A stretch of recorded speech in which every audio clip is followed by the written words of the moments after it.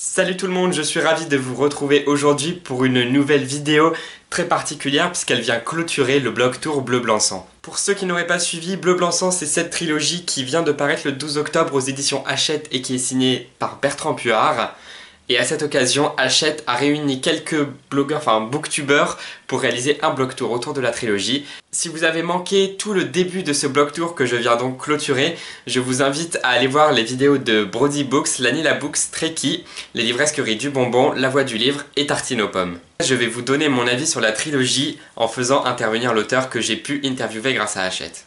Il faut savoir que je connaissais déjà Bertrand Puard avant Bleu Blanc Sang et j'étais d'ailleurs ravi de le retrouver avec cette trilogie. Bertrand Puard, si vous ne le savez pas, c'est l'auteur de la série 6 tomes Les Effacés, qui est donc paru chez Hachette, qui a été complété par un volume indépendant qui s'appelle Vol 1618. J'avais adoré ces bouquins qui sont construits superbement, le rythme est haletant. C'est juste hallucinant à quel point j'avais été addict, accro, pris par cette série de bouquins. Et du coup, j'étais vraiment très heureux de retrouver Bertrand Puard avec Bleu Blanc Sang.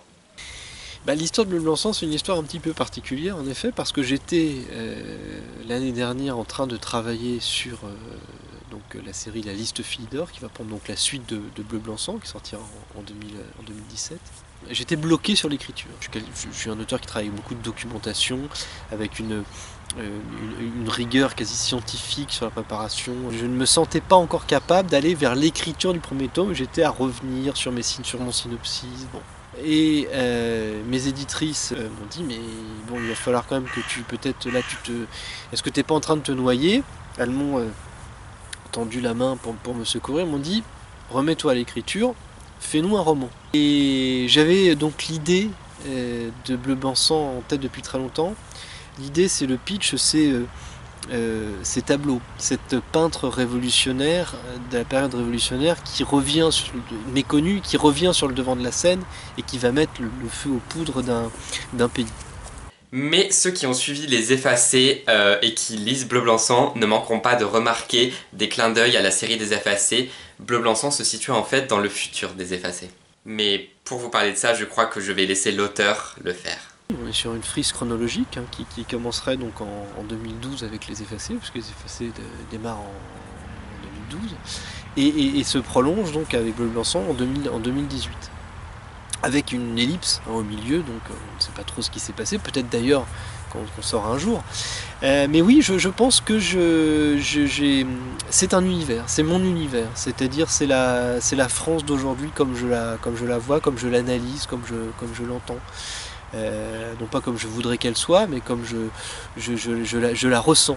Voilà, si Bleu Blanc Sang est donc une trilogie en tant que telle, les personnages qui sont dans Bleu Blanc Sang vont donc réapparaître et continuer à évoluer dans la série qui va suivre, à savoir La Liste des Philidor. Du coup voilà, c'est juste fou de voir ces clins d'œil aux Effacés, de voir ces clins d'œil à l'histoire politique ou à l'histoire tout simplement à l'intrigue des Effacés qui sont mis là, disséminés dans les trois romans, et je trouve que t'as vraiment l'impression qu'il y a une œuvre qui se construit avec tous les romans de Bertrand Puard, qu'il y a quelque chose qui est à la fois de la temporalité, puisque Bleu Blanc Sang serait dans l'avenir des Effacés, mais il y a aussi comme un univers qui se construit, quelque chose qui nous dépasse un peu. Enfin, je trouve que c'est encore un peu difficile à saisir, mais c'est tout simplement fascinant. Du coup, la question que je me suis posée, c'est est-ce que c'est le cas? Est-ce que c'est voulu? Est-ce que l'auteur lui-même a l'impression de construire une œuvre? Oui, je pense que j'ai l'impression effectivement et c'est vraiment mon idée de continuer, d'aller dans cette chronologie. Moi j'ai deux auteurs qui sont mes deux auteurs de chevet que j'admire par-dessus tout, qui sont Zola et Balzac. Balzac, la comédie humaine, où effectivement on est sur une unité temporelle, de lieux, de personnages, bon, qui est une œuvre absolument fascinante. Et puis Zola, le maître, avec cette idée de famille, cette exploitation de la famille Rougon, enfin des deux familles Rougon-Macquart, et il y a évidemment beaucoup de questions aussi de famille dans Bleu Blanc Sang, comme il en sera question dans Philidor, puisque je parlais de préparation quasi scientifique pour les besoins de la trilogie et ensuite de l'hexalogie. J'ai travaillé avec un arbre généalogique qui fait plus de 120 cases. Et alors même que Bleu Blanc Sang se passe dans une France en fait légèrement futuriste, dans un futur proche, on est donc en 2018, C'est pourtant la Révolution française qui vient prendre une grande place dans l'histoire. C'est d'ailleurs assez étonnant, intéressant et vraiment saisissant de réaliser que, alors qu'on lit l'histoire, évidemment, dans notre présent, c'est-à-dire 2016, il y a une partie de l'histoire qui se passe en 2018 et une autre plus restreinte, mais pourtant très importante dans l'intrigue, qui se passe à la Révolution française. On est donc entre le passé et le futur, et l'auteur veut nous parler d'aujourd'hui. La France d'avant la Révolution et la France de maintenant, où on a beaucoup de points de convergence. Un monarque faible, une situation économique détériorée, enfin voilà, on va pas faire le catalogue, mais voilà. L'autre point fort de Bleu Blanc Sang, mais aussi de finalement la plupart des romans de Bertrand Puart, c'est leur plume. C'est la plume de Bertrand Puart qui est aussi littéraire qu'efficace. Les romans sont vraiment très bien écrits, mais c'est pas lourd, c'est pas littéraire, c'est juste ça vous emporte, ça vous prend dans l'histoire, ça vous garde jusqu'à la fin d'un bout à l'autre du livre, et c'est tout simplement passionnant. Et ce qui m'a marqué aussi, c'est dans l'épilogue de la série, il y a quelque chose de fort, de romanesque, de grandiose qui m'a saisi. Et voilà, dans cette écriture, dans les personnages qui sont parfois auteurs, qui sont parfois des clins d'œil à la littérature, dans le thème qui est abordé, à savoir l'art, l'art est en fait omniprésent dans Bleu Blanc Sang. Voilà, je pense qu'on peut laisser Bertrand Puart en parler un petit peu lui aussi. Je suis très attaché aux deux niveaux d'écriture, qui sont d'ailleurs, qu'on retrouve d'ailleurs dans les deux niveaux de lecture qu'on peut offrir au lecteur, c'est-à-dire offrir un page turner, mais aussi aux lecteurs un petit peu plus exigeants, leur donner plus, avec de l'intertextualité, avec voilà, une écriture aussi que je travaille. Donc voilà, il y a véritablement cette envie-là chez moi. Et quand je parlais de le faire de façon un petit peu dissimulée, c'est par exemple le personnage de Justine Latour-Maupas. Ce qui est intéressant, c'est que c'est un personnage qui n'existe pas. C'est une artiste qui n'a jamais existé, que j'ai créé de toutes pièces. Et les premiers retours que j'ai de lecteurs, de blogueurs, mais même de journalistes, de libraires, ils m'écrivent en disant « mais on a été sur Google, on a tapé Justine Latour-Maupas et on n'a rien trouvé ». Et ça me fait extrêmement plaisir parce que ça montre que ce personnage que je voulais très fort, qui est peut-être le personnage véritablement central de la trilogie, alors qu'elle n'apparaît pas puisqu'elle est morte de 200 années auparavant du début de la trilogie, même plus, prend corps au point que les lecteurs ont l'impression qu'elle existe et qu'ils vont pouvoir aller admirer ses toiles au Louvre, à Chicago, enfin voilà. Et ça, je pense que ça c'est vraiment quelque chose que j'avais en tête au moment d'écrire la trilogie, qui se vérifie aujourd'hui, et ça j'en suis très fier.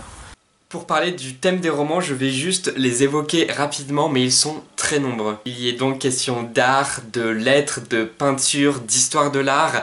Il y est question de politique, de complot, de la France d'aujourd'hui et de celle qu'elle pourrait être dans quelques années. Il y est question de révolution française, d'histoire avec un grand H, mais également de famille, de grandes familles. Et il y est aussi également beaucoup question d'échecs, et ce sera d'ailleurs également le cas dans la liste Philidor. Je tiens d'ailleurs à préciser que même si je parle beaucoup de la liste Philidor, Bleu Blanc Sang est une trilogie qui se tient en elle-même. Elle n'est pas du tout dépendante de la liste Philidor, elle ne vous engage pas forcément à lire la liste Philidor, ce sera bien entendu mieux, mais les 3 tomes se tiennent, ils forment leur propre histoire et c'est tout simplement fascinant et déjà génial de ne lire que ces 3-là.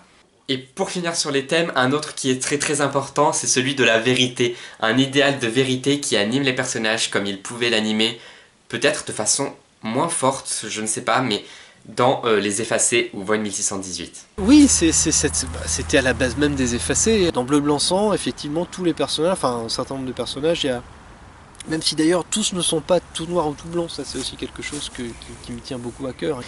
Moi j'ai envie de dire que Bleu Blanc Sang, mais comme dans Les Effacés, c'est le triomphe tout simplement de l'intelligence sur la bêtise. C'est-à-dire que ce sont des jeunes, des moins jeunes, qui, par la seule force de leur intelligence, de leur conviction, par leur envie un petit peu révolutionnaire et anarchiste, ont envie et arrivent à triompher des pouvoirs abusifs. Et je vais aller plus loin dans la liste Philidor, parce que la liste Philidor, ça va être 6 tomes répartis en un certain nombre de coups. Et chaque coup va refléter, qui sont des coups qui seront comme des chapitres dans les livres, chaque coup va refléter le coup d'une partie qui s'est jouée à Londres au 19e siècle, qui s'appelle l'Immortel, qui est une partie extrêmement spécifique, qui est une des plus connues d'ailleurs dans le monde des échecs, une des plus enseignées, puisque le joueur blanc gagne à la fin, en s'étant fait prendre quasiment toutes ses pièces, alors que le joueur noir les conserve toutes, à exception de quelques pions sur l'échiquier. Et je crois que ça résume au fond cette partie très bien mes livres, où en fait on n'est pas obligé d'être les plus nombreux et les plus puissants pour gagner, il suffit d'être plus intelligent. Mais le plus gros point fort du roman qui l'anime d'un bout à l'autre, et c'est ce que j'ai émis, que j'ai exprimé en fil rouge durant toute la vidéo, c'est le rythme de la trilogie qui est mené d'une façon magistrale et la construction qui est juste incroyable. Parce qu'on sent vraiment qu'il y a une réflexion, que la trilogie est conçue pour tenir dans son ensemble, si bien que chaque tome séparément a beaucoup d'intérêt, mais il n'a d'intérêt que dans l'ensemble, parce que c'est une vraie trilogie, parce que ça se suit, et parce que voilà, le premier tome pose les bases, on découvre les personnages, on découvre l'histoire, il pose beaucoup de questions. Le deuxième, c'est vraiment le cœur de l'histoire, on est beaucoup dans l'action, on est dans la quête qui anime les personnages, dont je ne vous parlerai pas parce que je ne veux pas vous spoiler la série. Et le troisième tome pose les choses, répond à des questions, démêle des nœuds, mais tire d'autres fils qui interrogent le lecteur et qui amènent aussi vers la liste des Philidor sans laisser de frustration à la fin de la série. Alors voilà, moi la question que je me pose, c'est sur 3 tomes, comment est construite la trilogie? Bleu Blanc Sang a été conçu, je dirais, comme une grande histoire coupée en 3 épisodes. Ça prend beaucoup de temps, l'élaboration prend un temps énorme. Chaque tome, c'est 3-4 mois de construction, de fiches de personnages, d'élaboration, de documentation. Et le roman peut s'écrire en 10 jours. Je travaille avec des tableaux Excel, chapitre après chapitre, personnage après personnage. Donc voilà. Et une fois que tout est posé, j'ai un déclic. Je préviens mon éditrice, je dis voilà, là je commence l'écriture. Et en général, une dizaine de jours après, le premier jet, qui n'est pas le jet définitif, hein, il y a des ajustements, etc. Le premier jet est terminé. Et c'est quand je sens vraiment que tout est en place, que tous mes pions sont en place, que je peux commencer l'écriture. Et en général après ça va plutôt vite. Et le dernier point fort du roman, parce que si la trilogie n'avait pas tout pour elle, ce serait dommage d'en parler avec autant d'enthousiasme, c'est la force de ces personnages qui sont véritablement incarnés, qui sont très justes, qui sont très forts, qui ont une psychologie vraiment complexe, mais il n'empêche que l'auteur, je trouve, s'améliore de plus en plus, et de ce côté-là, je veux dire, va encore plus en profondeur dans les personnages, et c'est véritablement fascinant. Alors avant de conclure, un petit mot de la fin par Bertrand Puart, et la question qu'on lui pose, c'est bien entendu, alors, est-ce que Bleu Blanc Sang a réussi à te débloquer pour écrire la liste Philidor? Oui, maintenant mes idées sont claires pour la liste Philidor. Je suis en train de travailler au synopsis, je suis en train de terminer le synopsis du tome 1. Bleu Blanc Sang m'a ouvert le monde des Philidor, et puis c'est vrai que j'avais pas écrit depuis longtemps, d'avoir repris l'écriture, d'avoir repris ce rythme d'écriture, ça donne envie de continuer. Et avant que la vidéo ne prenne fin, ne partez pas si vous avez regardé la vidéo jusqu'ici, parce que j'ai un petit quelque chose à vous dire, et ce sera mes derniers mots avec Bertrand Puart dans cette vidéo. On y va? Hop. Et donc pour conclure cette vidéo, et donc la dernière vidéo du blog tour, nous vous offrons, ainsi que sur les autres blogs et chaînes, 2 exemplaires de Bleu dédicacés par Bertrand Puart ici présent. Et voilà, toutes les informations pour participer au concours sont en barre d'infos de la vidéo. Bonne chance. Voilà, si vous voulez donc gagner l'un de ces 2 exemplaires dédicacés par Bertrand Puart, je vous invite à aller voir les liens qui sont en barre d'infos. En tout cas, j'espère que cette vidéo vous a plu, mais également que le blog tour vous a plu. En tout cas, si vous ne pouvez pas, ou je ne sais pas, si vous voulez pas participer au concours, vous pouvez toujours courir en librairie pour aller acheter les 3 tomes de la trilogie Bleu Blanc Sang qui sont tous parus le 12 octobre. C'est signé Bertrand Puart et c'est chez Hachette. En attendant, je vous souhaite de très belles lectures, j'espère que Bleu Blanc Sang vous plaira. Je vous dis à la prochaine sur le blog, sur les réseaux sociaux ou dans une prochaine vidéo. Salut tout le monde!